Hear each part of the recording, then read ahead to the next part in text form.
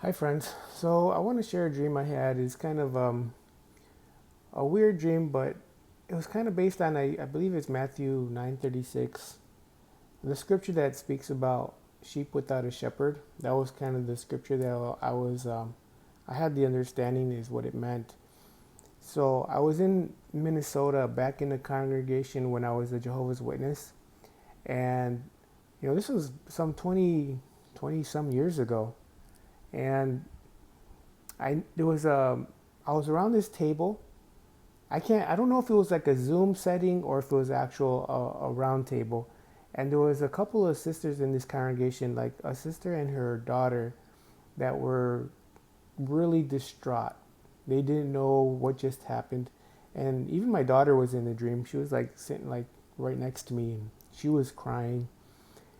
And the people, they were like helpless, as if they didn't know what just happened.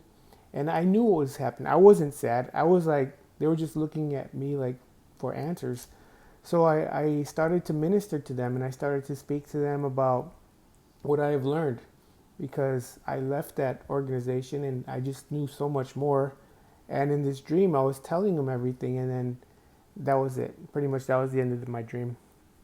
So I was just kind of, when I woke up and from the dream, I wrote it down. Like typically I kind of record it, but I didn't want to wake up my wife or anything like that. So I wrote it down, and then I was just thinking about it. I didn't know, like, wow, that's pretty.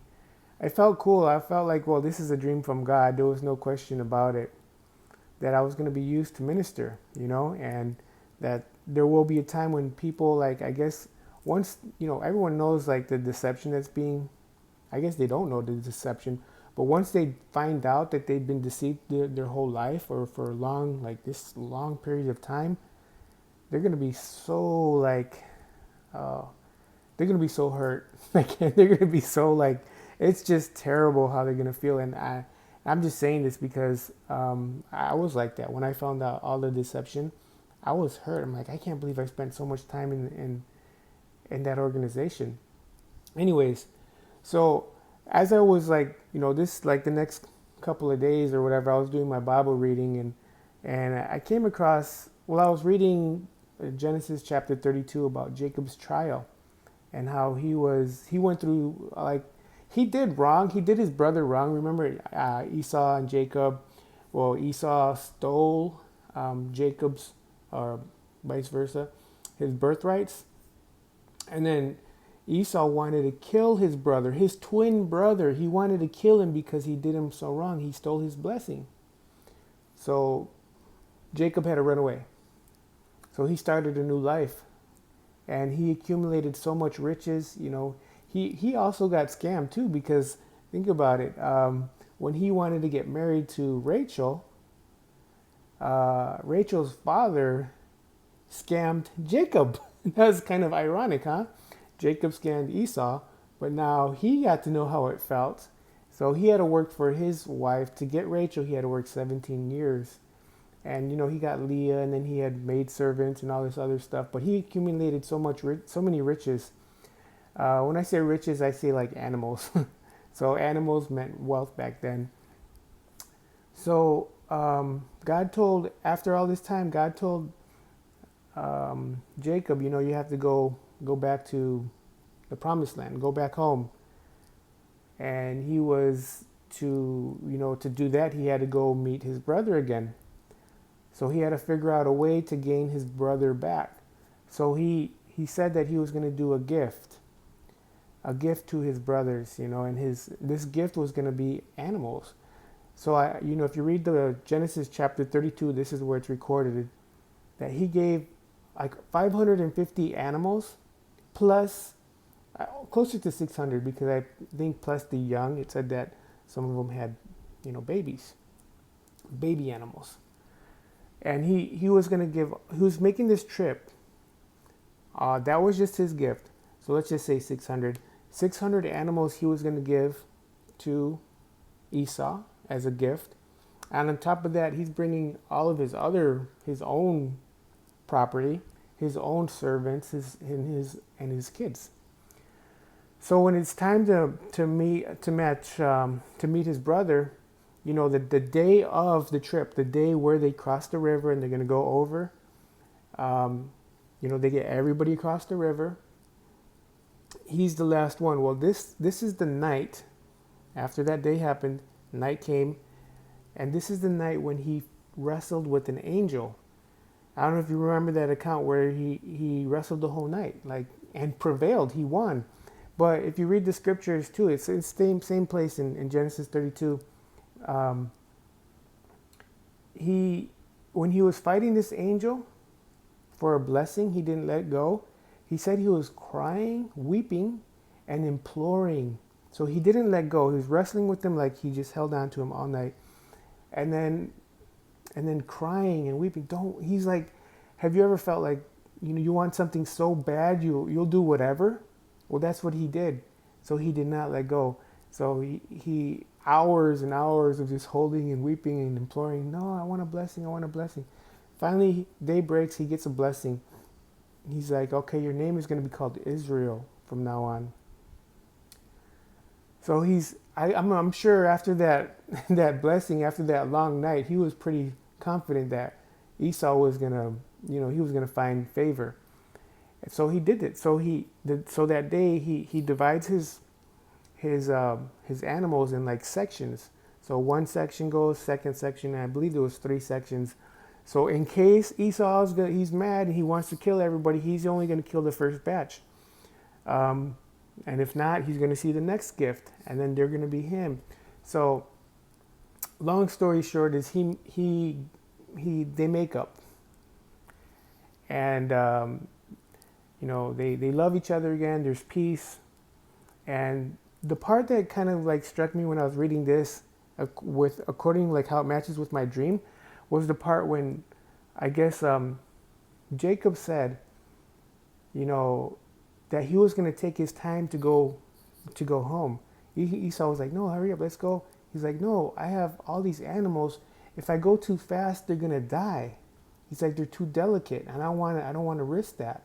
And on top of it, his kids too. So he has to go slower and take his time.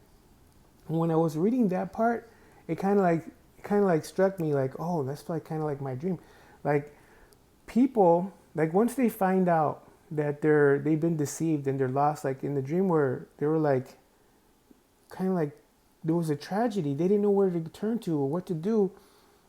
I had the answers for them. And it's like, so I started to minister. I was able to like help them. But in this case, the animals, being considerate of their situation, how delicate they are, that you had to take your time.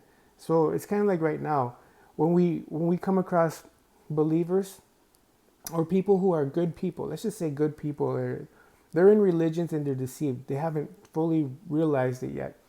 They're going to come out of it. There's going to be a time when they're going to realize, whoa, we've been tricked this whole time. What are we going to do? Where are we going to go?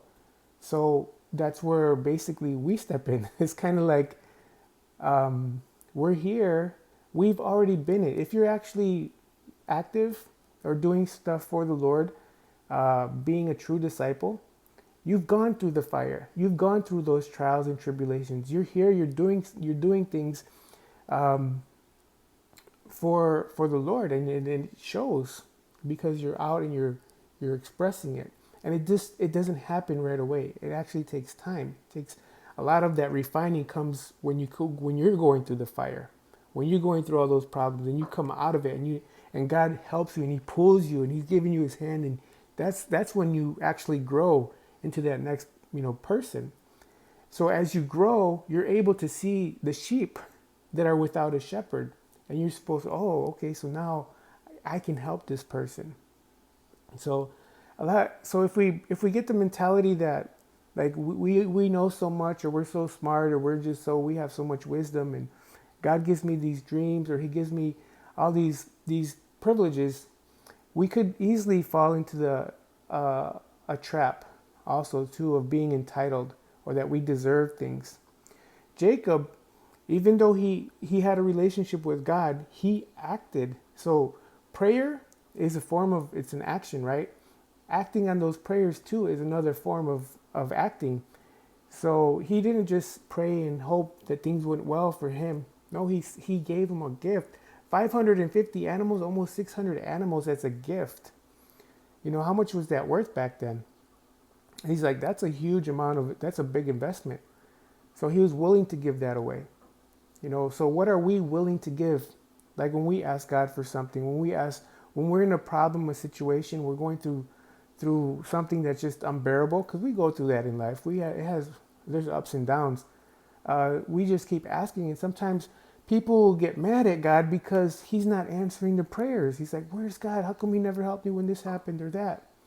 And they become entitled, and they just think that they deserve it because maybe they are doing stuff. But there's a difference between earning a blessing and deserving it. It's like, do I deserve it, or have you earned it? So it's just kind of like there's a lot of stuff here that kind of I was thinking about when I was going over this, and realizing that sometimes, like, when we don't hear answers, we could go into depression. We could think that God's not listening to us. You know, and just think about Elijah. He went into depression right after he did all these miracles and saw fire from the sky fall and consume, you know, the offerings and consume, you know, the enemy. And once Jezebel said, "Hey, I'm going to kill you," he ran, and he went into depression, and he didn't want to eat, and he just ran away. So it doesn't matter, you know, how much we know. We're all human, so we all go through it, but we're not alone, you know. I think Elijah was the one. He says, "I'm the only one here in all of Israel," or whatever. And he's like, "No," he's like, "You're not. There's 7,000 other prophets that are just like you." So I don't know. I just thought there was a lot of information that I was able to extract just from like one dream, and then after that, reading the Bible, and then all these pieces came together. So I just think it's kind of important to stay grounded and realize that, you know, to be humble, and to know, like, you know, we still got to work, we still got to put in the time, and it's not that you can graduate from this. It's like something you just keep growing and you keep learning, and hopefully the goal is to bring other people, to find that have the same desire to serve the Lord, you know, fully, 100%, not no fake, not just because, you know, a Sunday worshiper, or not just because you pray before you eat. No, it's like all day, you know, those true disciples. And that's I guess that's the thing, you know, that's the key, is to duplicate your talents. So like I say, I probably put a little bit too much more into this post, but hopefully you stayed till the end, and you enjoyed any of this, you know, these thoughts, and you know, you can use it to grow, and to keep growing closer to the Lord, and helping whoever you can, because there's going to be a time when they're going to need more help. They're going to be hungry, and like, well, build up your faith now. Build it up now, so that you can be that light for whoever comes across your path. All right, guys, thanks for listening. Until next time.